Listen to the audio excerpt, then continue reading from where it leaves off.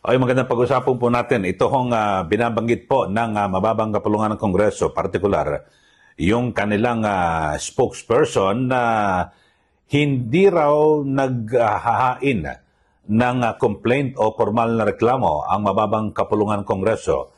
Diyan po sa ombudsman na may kinalaman. Dito po kay VP Sara Duterte. Kasi naglabas po ng committee report ang House Committee on yung good government and public accountability at na kung saan, di ba, inirekomenda nila na kasuhan ito pong si VP Sara.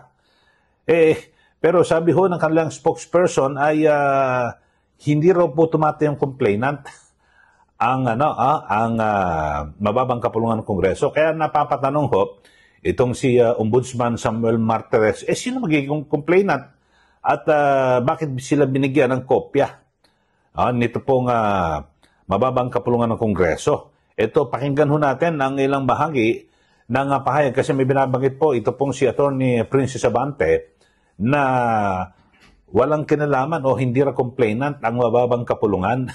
Ito, pakinggan ho natin mga kababayan, yung kanilang mga pahayag. Ito ho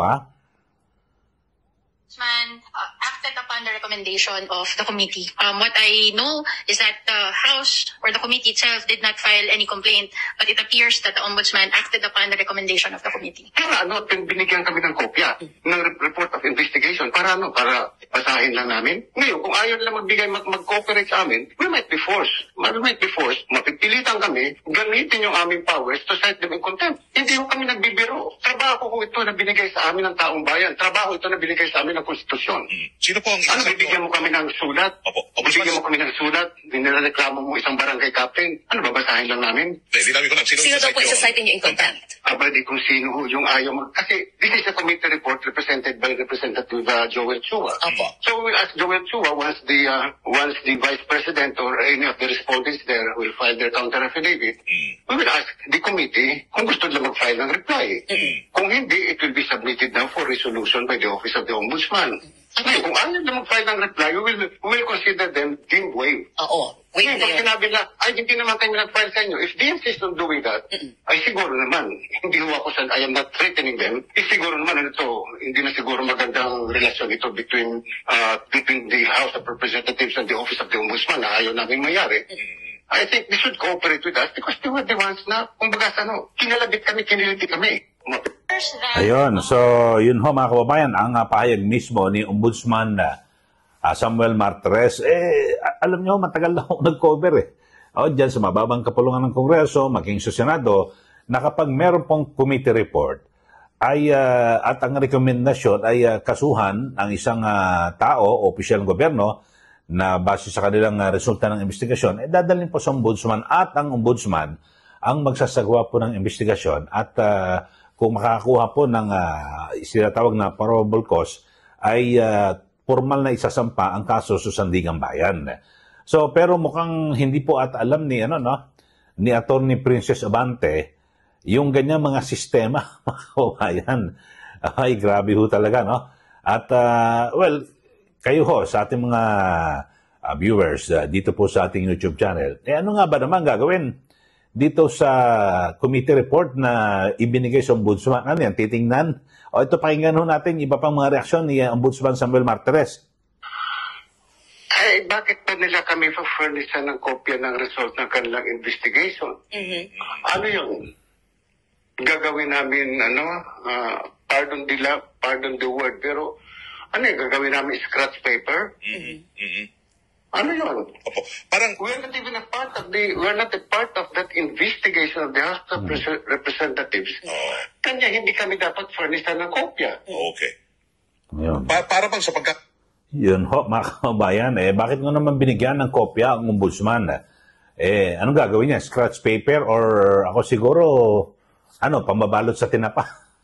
Yung mga papel na yan na ibinigay dyan sa Ombudsman. Kasi maliwanag ho, mga kababayan, na matapos yung yung tinapos po ng House Committee on Good Government and Public Accountability, yung kanilang investigasyon, ay naglabas po sila ng committee report, mga kababayan. At yun nga ho, kapag nakakasuhan, ito pong si VP Sara Duterte, di po ba? So ang dami hong kaso nila, may plunder pa ho yan eh. O ito, yung mga kaso ho mga kababayan ay technical malversation, falsification of public documents, perjury, bribery, corruption of public officers, plunder, betrayal of public trust, at and the culpable violation of the Constitution. So ang dami hong kaso, no? Ibig sabihin, yan po yung lumitaw sa ginawang investigasyon ng Kamara. Kung kaya't napagkasunduan, ito may committee report, pirmado po ng mga miyembro ng komite, so matik ho yan ay ibibigay sa ombudsman. Kaya sabi po ni Ombudsman Martires, ano to gagawin namin? Titingnan? O gagawin scratch paper? Mukhang sablay ho rito, ito pong tagapagsalita ng mababang kapulungan ng Kongreso. So, alam nyo, nagkakasali-saliwa ho, no? Yung mga pahayag ng mga spokesman ngayon, dyan po sa Malacanang. Baka magkaklase ho itong si Atty. Princess Abante at Atty. Claire Castro. Magkaklase ho ba kayo? Parang pareho kayo ng naratibo eh. At estilo, mga kababayan. So, yun lang ho. Pero, meron naman na, sabagay, lagi naman ho ito nagdududa eh. Ito pong si dating senador, Leila de Lima. At ngayon po ay, sabi natin, siya po ay Congresswoman-elect. Incoming mamamayang liberal party list Representative Leila de Lima, na meron daw po siyang pagdududa sa timing ng ombudsman na sa sa pagpakilos ng kaso laban po kay VP Sara Duterte. Dito po sa complaints na inisyatibo po ng mababang kapulungan ng Kongreso. At sabi po ni Congresswoman-elect Leila de Lima ay sadya raw ho itong parang baka pahinain yung kasong impeachment laban po kay VP Sara. Kasi kung diyan po sa ombudsman at halimbawa ay babasura daw ang kaso ng House Committee on Public Good Government and Public Accountability, hihina raw po ang kaso kung itoong kasong ito ay mababasura. Pero inuunahan na ako kagad ni Congresswoman de Lima, yung ombudsman, parang alam niya na nai-absuelto. Siyempre, ang ombudsman naman kung wala kang sapat na ebidensya, anong gagawin ng ombudsman? So, i-absuelto. Dapat lang naman i-absuelto at wag nang patagalin kung meron namang ebidensya, probable cause na tinatawag, dalhin kagad sa sandigang bayan. So, yun po, mga kababayan, yun po ang mga hinala ko sa bagay. Ito naman si Leila de Lima, parang wala namang gagawin tama, ang mga Duterte. At kanyang iniintriga ho rito si Ombudsman Martires dahil sa ito raw po ay ini-appoint ni nooy Pangulong Rodrigo Duterte. Ito pong si Ombudsman Martires.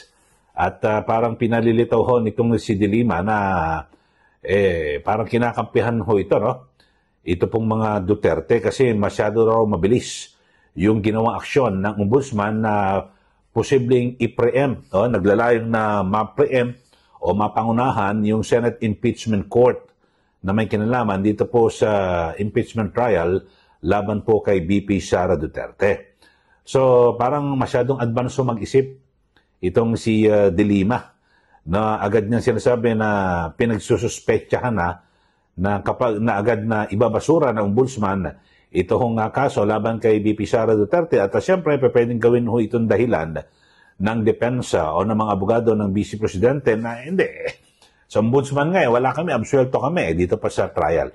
So pero masyadong maaga, advance kasi pwede hong sabihin ni de Lima na ganyan kapag nagdesisyon na ang ombudsman na siya ay i-absuelto kung ano man. At kung meron hong nakita na talagang pag-abusa itong ombudsman. Pero mahirap din naman hong akusahan ito pong si Ombudsman Martires na sabihin mo dahil siya po ay ini-appoint ng dating Pangulong Duterte ay sablay na yung kanyang mga desisyon.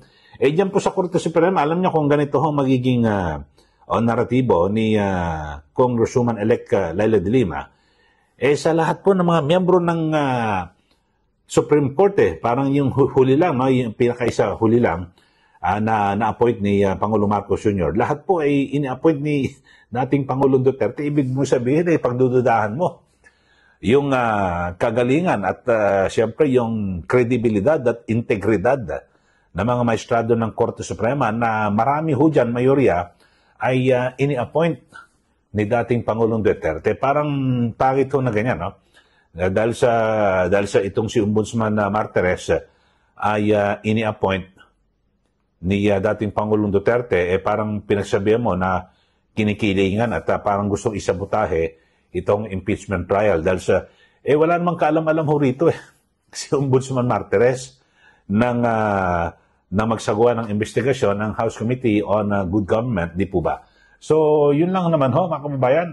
Talagang dito naman sa atin, parang lahat to, pinaghihinalaan na lang ho. Konting kibot, ganun na lang ho. Kung sa bagay, basta ikaw anti-Duterte, talagang dire-diretso ng pagiging anti-Duterte. Ganun ho, parang ganun po lumilitaw. So, yun lang ho, mga kababayan, at ito, nagkasama-sama na ho ngayon, no?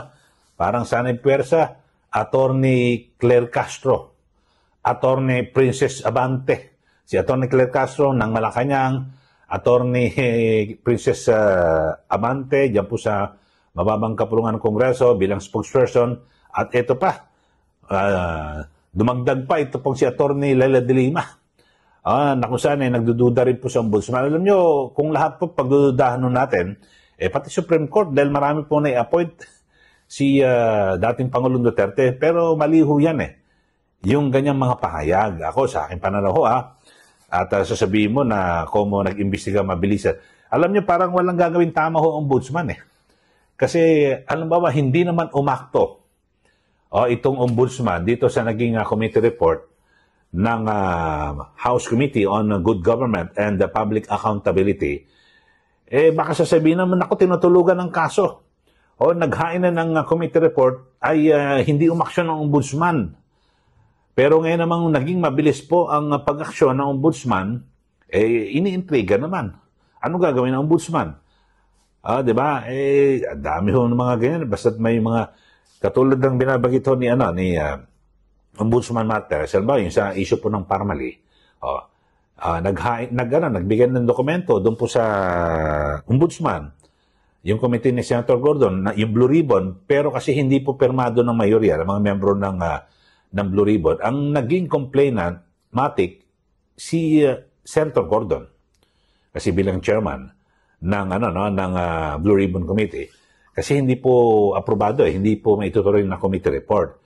Tapos, yung matatandaan nyo, itong si Senator Amy Marcos, ang chairperson ng Senate Committee on Foreign Relations, di ba naghain din siya nagbigay siya ng initial committee report, pero hindi pa kompleto at hindi pirmado ng lahat ng miyembro ng komite. Ang ginawa ko ay inaksyon na din ang Ombudsman at binigyan ng summon at pinagpapaliwanag, di ba, yung tulad doon nila Justice Secretary Boying Rimulya at iba pa, mga opisyal, na sinasabing may kinalaman sa mabilis ng pagpapatalsik pag-aresto at pagpapadala sa ICC sa Daig Netherlands kay dating Pangulong Duterte. So yun mabilisan din yung ginawang pagkilos ng Ombudsman. So yun lang ho. Mga kababayan, talagang mukhang usong-uso ngayon ng mga sablayan ng mga abogado. Hindi naman po lahat Ako, dami kong kilala at kaibigan na abogado. Maraming humagagaling. Pero ewan ko lang ngayon, parang kung sino pa yung mga dapat sabihin natin mas maging meticuloso at mas maging magaling sa paningin ng lahat, sila po yung madalas na sumablay. Tatlo ho ngayon, Attorney Claire Castro, diyan po sa Malacanang, Palace Press Officer, Undersecretary ng PCO, spokesperson ng mababang kapulungan, si Attorney Princess Abante, at ito po si Attorney de Lima. Sabagay, parang kung titignan ho natin, susuriin eto, perception ko lang naman. Parang mga puro anti-Duterte, basta't matiraw si Duterte, ganun na lang ho. Okay, so yan lang ho yung ating issue ho ngayon, mga kababayan. At sa mga bago lang po sa ating channel, mag-subscribe na po kayo para kayo po lagi updated dito po sa ating mga pagtalakay sa mga mainit na issue. At syempre, huwag niyo po kalimutan na i-share at i-like yung ating channel. Maraming salamat muli. Ito po si Kaeli. Magandang araw po sa ating lahat.